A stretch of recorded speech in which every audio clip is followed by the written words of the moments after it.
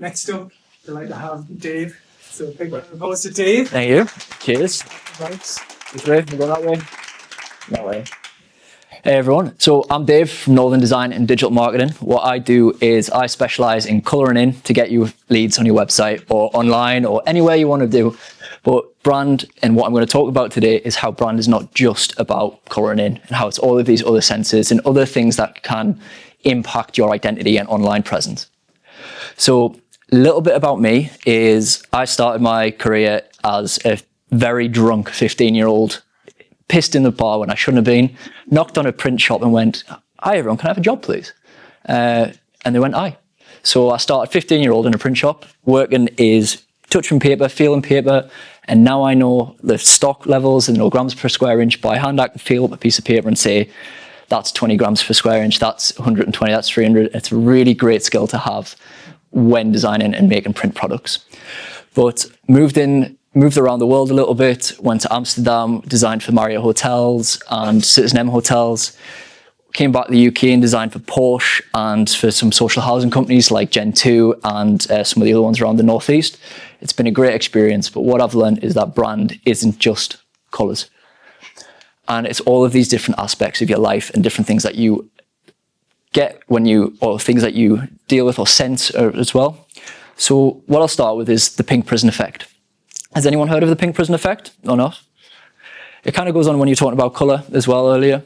But there we go. Which one of those rooms would you rather be in? You'd rather be on the one on the right because it feels more energizing, it feels more energetic. The one on the left actually feels a bit dull, feels a little bit, you don't really want to play a game. So what was actually done is in prisons in around the late 70s, early 80s, there was some research done that painting the prisons pink actually reduced testosterone in people and reduced the aggression caused by the inmates. But that could be used in football. And this is where I first heard about this, was when I went to Stadium of Light when I was 10-year-old. And the actual change rooms were painted pink to kind of get people to, or get the opposition to not play as well. But that can, like I say, it can affect how you play, and the colour that you have in your brand can also affect that. Like purple is more luxury, the blue is more regal, but that also affects where you are in the world as well. We in the UK think green is eco-friendly. In America, it's all money. So it's where we have blue for the business side. America has the green for the money side of things in the business. And the same goes for red in China. It's all different of what your culture and what you associate with as well.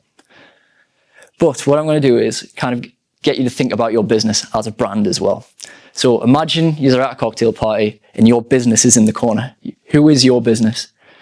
Describe them. Are they the suit in the corner, or are they the clown that's getting drunk? Which are you the more fun? Like, think of it like Apple is probably the more corporate guy with a turtleneck, obviously Steve Jobs. But then you've got Lush, who's the little hippie in the corner. Who are you, and how would you define that? So which one of those are you? And this is why I love AI, because AI generated this for me as well. In the middle? I'd say the clown's more me. I'm a bit of a clown. I think he was on about the six-pack more than anything. But no, try and associate yourself with one of these. Are you the more corporate? Are you the more playful? Are you the clown? Are you the funny? Are you the rebel? And it's not just a logo as well. It's all about your senses. Like, look at Barbie.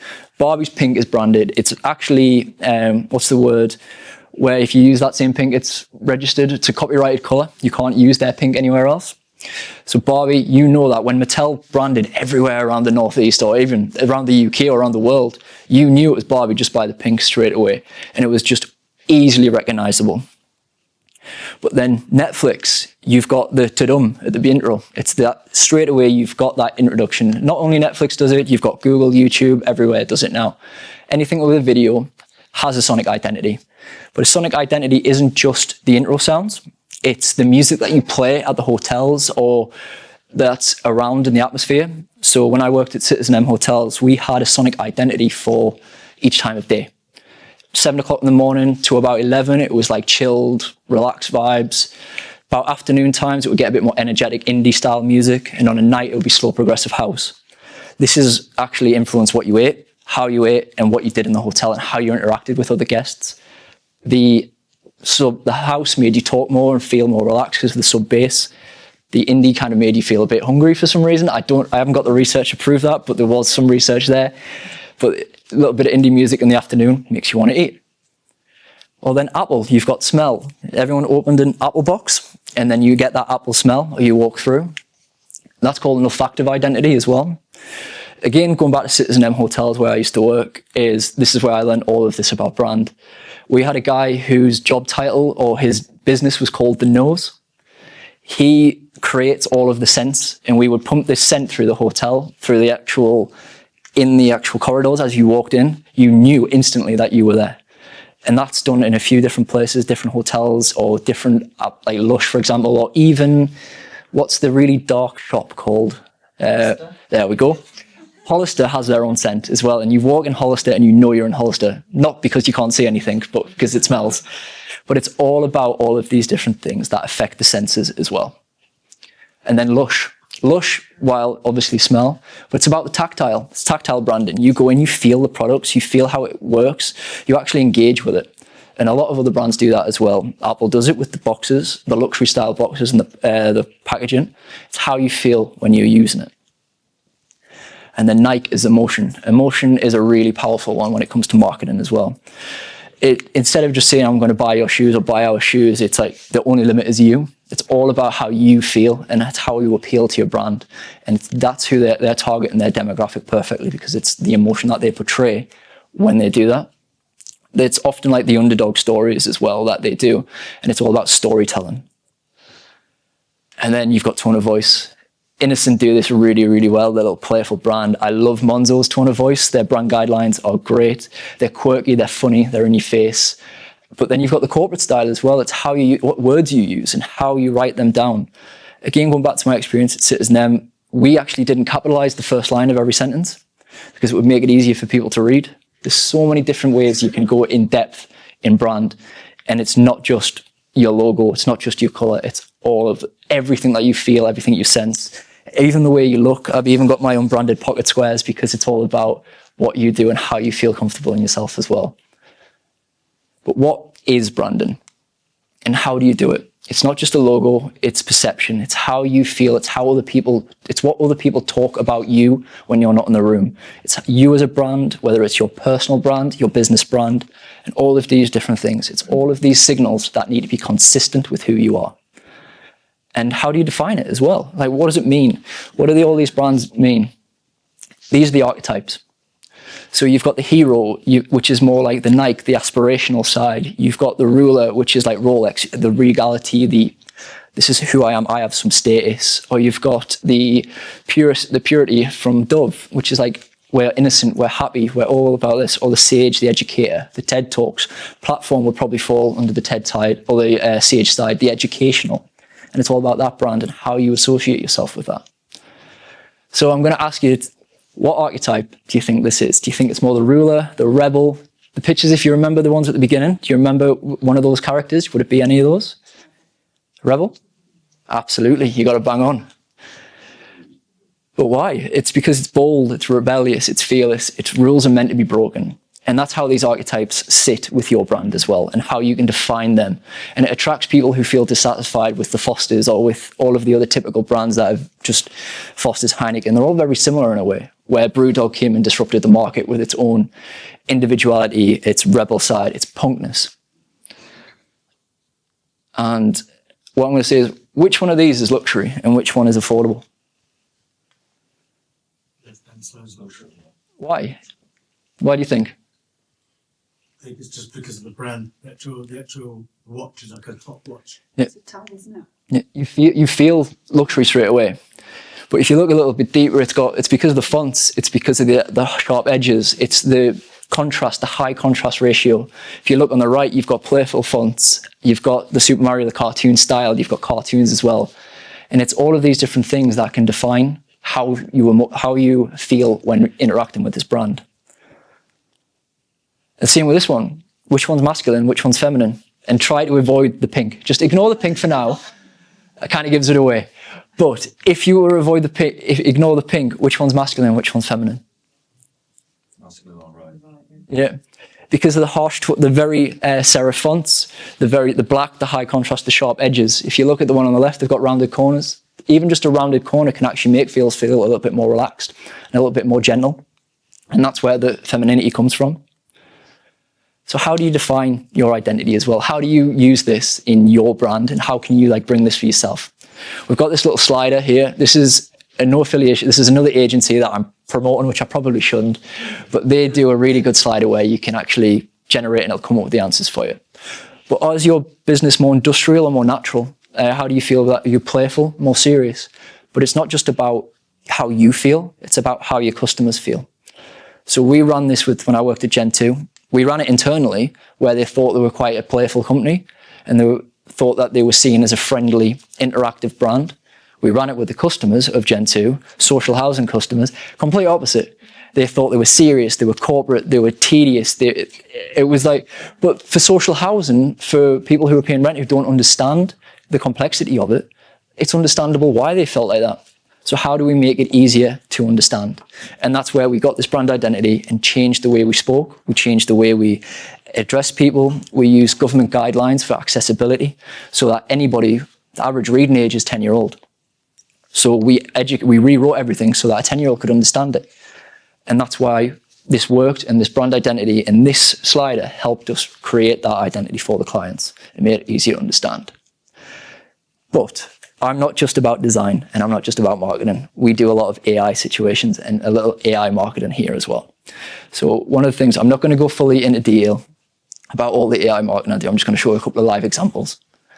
And AI is so helpful, but it's not. It's taking over everything, and we don't want it to do that. We want to take it back a little bit and use it where it can help us. For example, if you go networking, you can scan a business card and automatically integrate that with your CRM as well. So if I scan your business card, you'll get an email from me in the next hour or something as well. But this is my favorite one that I've built. How do I get the live demo on? You just Come out the slide. And then, hang on. there we are. Yeah, and then So what I've done is, one of my clients is an estate agent. He has to upload everything to Rightmove on the market, Zoopla, and his own website every single day, whenever he gets a new property, for example. So if I press refresh, and I click import properties, what we're doing now is all of these properties are getting automatically imported from Rightmove. So there's 1,000 properties. If I press refresh again, some more properties. All of these are just getting automatically populated, scraped from Rightmove, and instantly put onto his website. So if you think about how much time you're saving doing that, go back. So these are all the examples that you can do. And where's the... it's all right. It'll have the banner up there. There we are. just looks a bit better. But no, you think about how much time he's saving now. That's saving him roughly about 4 hours a week. And I've got a few clients, Red Sky, for example. Anyone knows Red Sky Foundation? Great charity. They do some amazing stuff on Instagram. They share it all the time, and they've got great interactions. We scrape their Instagram, and we pull out that week's top 3 posts, and then we automatically send it to all their clients and all the people subscribed. They're getting real content rewritten and repurposed. Saves them so much time as well. So they're getting more subscribers, more donations because of all this outbound awareness that they're getting from stuff that they've already done. They're just talking about what they've already published, how it works and how it saves them. And you can also use voice. If anyone came to my first platform when I spoke this time last year, I generated my entire talk as a blog, with images and with video posts, and posted it all across all social medias from this one talk. I'm not doing that today because I'm recording it on video, so it's not going to happen. But there are so many ways you can do this, and there's so many different things you can automate in your life. And these are the ones that I've got running live right now. Imagine if you use a project management tool, whether it's whether it's Notion, Trello, whatever you use. Whenever I put my client into the completion file or completed done, it integrates with my QuickBooks and sends them an invoice. I don't do invoice follow-ups. It integrates with my emails. The Facebook leads, so if you're running Facebook adverts, we integrate that with Pipedrive. They go directly into Pipedrive, and then they automatically do the follow-ups, and there's your CRM system automatically sorted out. So many ways we can do this. The estate agent one that I mentioned, that saves him time. the Stack Event Manager, or the live content creation. Imagine if you're driving home one day and you've got an idea for a blog. Just speak it into your phone. It's on your blog in 5 seconds. It's on your socials in 5 seconds. That's how much time you can save. And it's not just about creating crap for the sake of it. It's saving you time and making things easier for you and letting AI do the grunt work, not reducing the creativity. Anyone got any questions? I know I went through that a little bit quick, so I was kind of putting a few things together. Any questions? Not so much a question, but I was in the section about Nike. Yeah. And also my books. One of the best books I ever read over totally was called Shoe Dog by Phil Knight, who started Nike. Mm-hmm. So he wants to get inspiration about brand and the fact he had it when he was a student and where it all came from. Shoe Dog from the Nike book is a fantastic book to read. Cool. Yeah. Just a question about AI and Sure. emails. Of course. Go for it. So what would your stance be? And, and I recognize that clients will have different feelings about this. But just thinking of if you're with an email, this is a relationship between a person. Yeah. So between you and another person. And I think your example was with a charity. Yeah. And so the personal, these are the great things we've done. And so you're trying to appeal to that person, presumably to get that person to donate. Yeah. If a machine is generating emails, a person is not talking to a person. Yeah. And I just think somewhere there needs to be an ethical discussion about that with businesses, with people, because I absolutely understand the scaling. And we've lived for decades with form letters. Mm. So we all get form letters, through the post and now through email. But we know it's a form letter. We know that the person who signed the letter did not write that letter and is not writing to us. And that this letter is to 6 million people at the same time. It's not to us. But with AI now, you can get emails.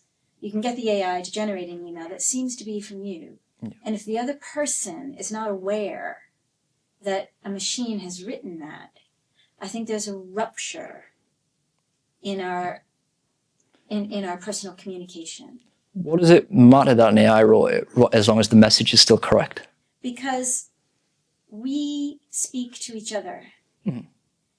And I would feel, it would bother me deeply if I replied to that thinking a person had written it, when the person purporting to write it knows nothing about it, doesn't care, hasn't actually written that to me. And I'm writing back, and I don't know that. And so I think really my point is the declaration, this email's been generated by an AI, so that you know that as the recipient. And so you're not responding as though to a person. So that would, and I just think at the moment we're in this space where I go, oh yeah, it's going to save me hours, and that's fantastic. Yeah. But there is a cost. And I would just like us to think about the potential cost when we're making the decision about, okay, I'm going to automate those emails, and people will know this is not really, when you get a reminder about an invoice. How far do you go with this though? That's gonna be automated. But if you get an email which is much more personal, No, it's all right. sorry, but if you get an email which is much more personal, like Paul, it would bother me deeply if I got an email from you and I thought it was from you, and I replied in the mindset of like, oh, that is lovely. Paul's written me this lovely email. I'm going to take my time and answer him in a personal way. And Are you a copywriter by any chance? And I would feel deceived. Yeah. I would feel Yeah. deceived. No, you're right. If it wasn't So for I don't do that. So interestingly, yesterday, I emailed someone. So I send out email newsletters. I presume some of you read them, some of you don't. You send out probably too many emails, right? But I can see who clicks on links or who opens them, right? So I put a link about the masterclass, and I could see who clicked on that link. And someone who I know needs help with their sales and marketing clicked on it. So I emailed that person directly and said, oh, hi, I saw that you clicked on the link. Is it something you want to do? Your reply goes 10 out of 10 for the automated response. I am interested, but I don't want to do it right now. And I reply was like, it wasn't an auto, it was me. Like, Yeah, but it was interesting how he thought that was that was automated, and I think that's a rupture in between our personal communication Yeah. with each other. I think we use that at our peril. I agree with it. There's But what? also a place for it though, as Yes. it's back to time efficiency, which is what Dave's Yeah. getting to really. So I use AI quite a lot for email newsletters, but it doesn't go out automatically. Yeah. So it generates my content of the newsletter, which I then doctor. Yeah. So it gives me maybe 80% of the ideas and stuff like that. It doesn't necessarily use. Yeah. But when you send Well, out a I'm changing the newsletter, language. you're not purporting to send out something personal No. to somebody. So there's an honesty about that. So I'm not saying by all means stop. I'm just saying let's think a little bit about what communication between ourselves actually means, and when we want to automate, and when we want to be clear about You do raise a good point. I do agree. I do agree with it. Matali, obviously, from the Human First Responsible AI pledge, we've had them, heard our colleagues speak a few times at these events. What I really like about what Dave's doing, so I do a lot of marketing and social media, but it's mostly me doing it manually, right? So that would save me a lot of time. I'm Think focused about it on as social media all repurposing. the time. Yeah. So I'm already creating the content, but if I can use some AI to take what I've already done and repurpose it in it, which is going to save some of my time. The AI is not creating anything that I haven't already done. It's just no. But the point I'm making is that with emails, it's specifically with emails that go to a person, and where that other person might Yeah, think I- either, oh, this is automated, and you're like, no, I was speaking to you. That's a disconnection. I don't want it. I don't do that. Yeah, but I think that needs to be in our decision making process. It's how you use it. It's what you do and the message that you send. And it can actually sound like you as well, if you want it to. Like I say, mine's fed by my own brand guidelines, my own tone of voice. But everything's got an approval process in there. If you want to use it, you don't have to. You can use approval. But what it is getting your message out there quicker. It's efficiency, not personality. So if your message is different, because of the AI, that's you for not reading it properly. It's saved you time, not personality. And that's the thing. And that's what this does. And it's all about reusing the content. We've got Neil and we've got this guy. Yeah. I was going to say, Dave, that was mega. I think we've run out of time. Come on, catch you for a coffee afterwards. Yeah, of course. Absolutely. That was really good. That was the best speech I've seen for a long time. Thank you.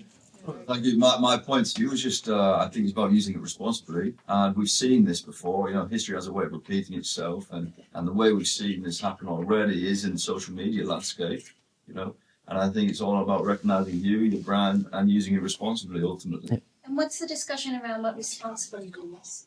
That I hear that much. Everyone says yes, let's use it responsibly. But then when you say, well, what can you do? I think the markets are going to dictate that. If you're like me, if somebody sends you AI shit and you know what you finish it, that's it done. So therefore, people like you, people like me, and I think that's what's going on. I think there's a danger on here where AI, you're talking to AI effectively. We are circumventing the middle bit out, which is us, ultimately to make a decision in pursuit. And I use AI, by the way, just so clear, in pursuit of efficiency. Where is all this time that we've saved as a result of all this efficiency?